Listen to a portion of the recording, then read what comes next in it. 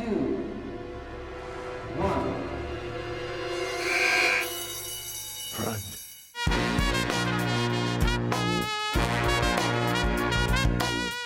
The Hunger Games: The Ballad of Songbirds and Snakes. What a terrible title. That aside, The Hunger Games is back with its fourth and seemingly its final installment to the franchise. Based on the prequel book that came out in 2020, it sets us back to the 10th annual Hunger Games, a time for serious change and a time when we see young President Snow rise to power. But Snow isn't the only one coming back to the franchise. Francis Lawrence is back as the director, having directed the previous 3 entries, and I thought it was an obvious choice to bring back a consistent vision. And consistent it is. The film's tone and world is one that shouldn't only be familiar with those with the franchise, but those of the genre as well. It oozes that early to mid-2010s energy that so many films of that era has, so it should blend fairly well with its original trilogy, even if the first one came back well over a decade ago. And even then, it's painted with a new coat of paint of the 2020s.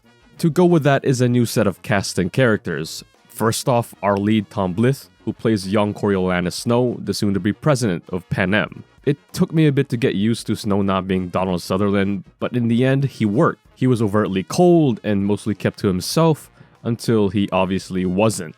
And this is no knock on Tom, he did a great job portraying the young Snow. But man, Rachel Zegler's Lucy Gray pretty much stole the show and ran with every scene she was in. She fit the role like a glove. She was able to do drama, comedy, sing, dance, and the whole 9 yards with relative ease. I think I also read that she even sang all the songs she performed in the film live. That is legit movie star energy.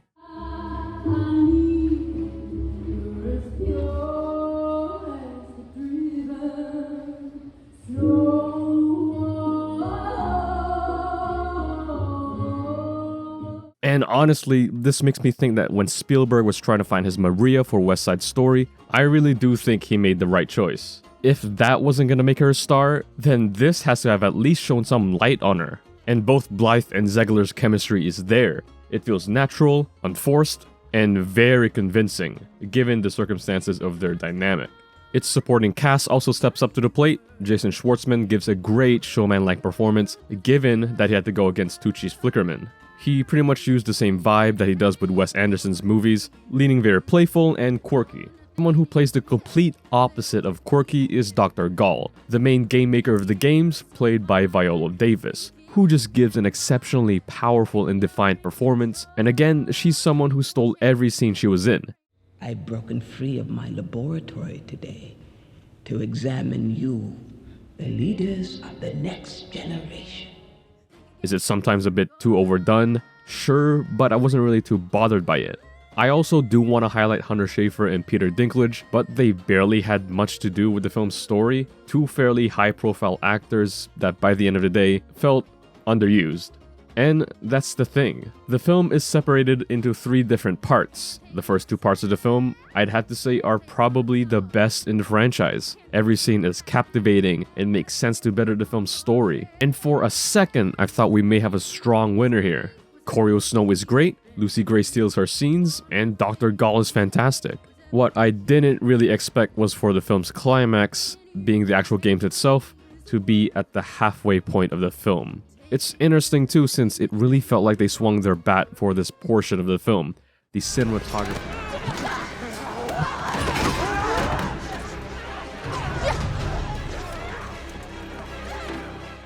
The cinematography is phenomenal, the set pieces and production design are on point, and the drama throughout it is nothing less but attention-grabbing. The reason why they believe the game should exist in the first place. Attention-grabbing, drama, entertainment. It gave me the same feeling I had when I saw the first Hunger Games, which is a very strong positive.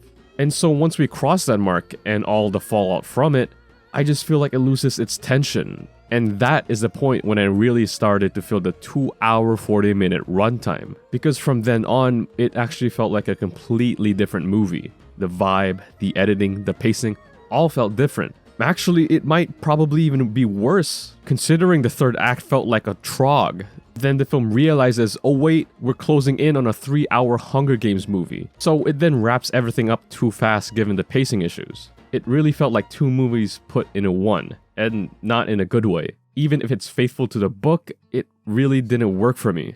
Yes, there were still some great scenes in these parts. Yes, the drama was barely interesting, but having sat through almost a perfect first half of the film, the other half felt very underwhelming. Overall, a very nice studio film, a solid attempt at reviving a dead genre, but with some bumps towards the end where I was starting to get a bit too tired. I'm feeling a strong 3.5 stars on this. Pretty good. Please let me know your thoughts down in the comments below. Don't forget to like and subscribe, and thanks for watching. I'm in the breeze, my footsteps on the ground.